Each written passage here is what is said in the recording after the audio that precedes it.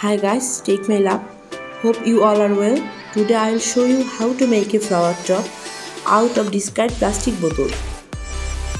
We will need in this video plastic bottles, acrylic color, wall color, pencil, knife. I had two plastic bottles for a long time. Thought I had used them to make a flower top and shared them with you. Everyone watch the video. If you like the video, like, comment and subscribe. And don't forget to click the bell button as well. All will be fine and I will come again with the next video. Bye bye.